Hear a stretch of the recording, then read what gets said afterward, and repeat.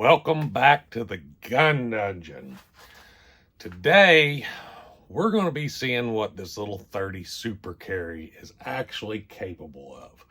What I've discovered through watching some of my older videos, testing 30 super carry in jail, taking a look at those velocities that we were getting out of, say, the 100 grain HST bullet, it looked a lot lower than what Hodgdon has listed on their website for load data using long shot.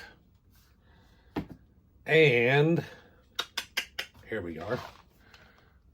This little baby right here, this 100 grain Hornady XTP. If I can come close to their listed load data there, that's going to be quite a bit of increase in energy over the factory loadings that I've tested using 30 super carry. This may be one of those kind of like 10 millimeter type loads where the factory shelf ammunition isn't going to cut the mustard as opposed to full house loadings. I haven't seen anything from Underwood or anybody like that using 30 super carry, so maybe if it's possible to get these velocities hand loading, Underwood's going to be able to do it. So maybe we'll have that coming up in the future. But for now, I'm going to see what I can get using long shot and this XTP bullet. Just going to do a little load development here. That's why I'm sitting here on the single stage, getting ready to get set up and load some. I'm just going to load probably 5 or so, test some velocities, work up, check the primers as I go up. Interesting thing about the primers, this does use small rifle primers. So if you're going to start hand loading 30 super carry, keep it in mind. The load data calls for small rifle primers, so pay attention to that part.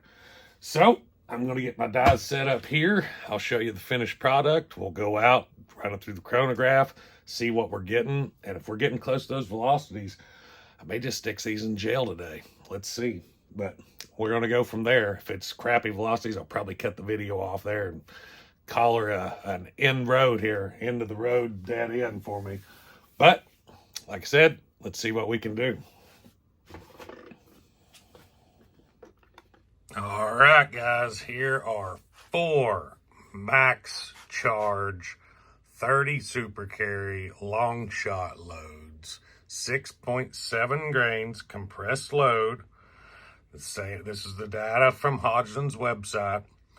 And this is supposed to get us up closer to 1,400 feet per second, guys. I showed you the data there. Just for sake of reference, here is the HST velocities we got from the tests that I did. You can see there, not close to 1,400. And here is the Hornady critical defense load that I tested. A little bit quicker, but not 1,400. I did not run anything through the chronograph when I was working up to the max load. I just shot a few, worked up, shot a few, and I'd check the primers, see if there's any overpressure signs, which there wasn't. And here's the first max charge load. So we're going to run these through the chronograph and see what we get. Let's check it out. All right, guys, here goes nothing.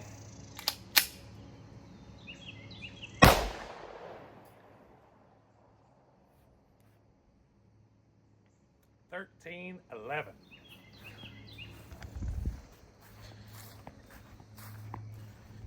Hopefully you can see that.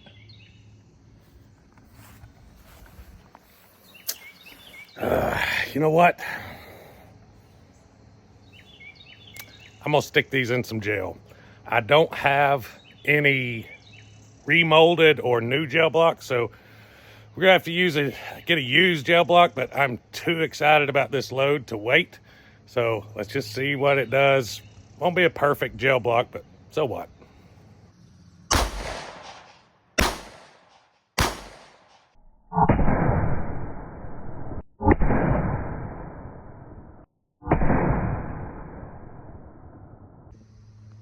There you go. That wound tracked is 30 super carry, that one, and that one. Those are pretty good looking wound tracks if you ask me. I know it's a messed up gel block, but you have to forgive me on that. My patience isn't much. I don't have patience, honestly. There's our bullets. Farthest one going about 18 and maybe 3/4 right there. Now this fragment was already in this block, so that's not part of it. Got one here, and one down there. It's hard to see from up here. You can see it right there. That one's just inside the block. That's the shallowest penetrator. Looks like it's about 17 inches just inside that block. Let's dig them out and take a look. So as you can see, pretty typical XTP performance here. Not a whole lot of wide expansion. XTPs typically don't do that. This was our deepest penetrator. They all look very uniform. And just for the sake of it, battery's dying there, but that's what the expansion was that we got, 0.4670 out of that one. And it looks the same as the others, as you can tell. So pretty good bullet performance, good penetration. Let's go take a look at what energies we got real quick. So here is the energy calculations from this specific round out of my chronograph going 1311. Got 382 foot-pounds of energy. Just for sake of comparison, here is a 124 grain Winchester Ready plus P load that I videoed. This is my chronograph. This one was shot from the Beretta Nano. There's the velocities. There's the energy, 350 foot-pounds of energy. So this load technically has more foot-pounds of energy than a 124 grain plus P Winchester Ready defense load. Now, am I saying 30 Super Carry is more powerful than 9mm? Of course not. What I'm saying is 30 Super Carry has the ability to be as powerful as 9mm in the best case scenario as a hand loader, or maybe if Underwood starts making some ammunition for it. It has the ability to be as powerful as off-the-shelf mainstream brand ammos. Not going to compare it to Underwood ammo or hand loads in 9mm because I can do better than most of the factory loadings with that as well, hand loading. All I'm saying is 30 Super Carry has the ability to be as powerful as shelf brand ammunition.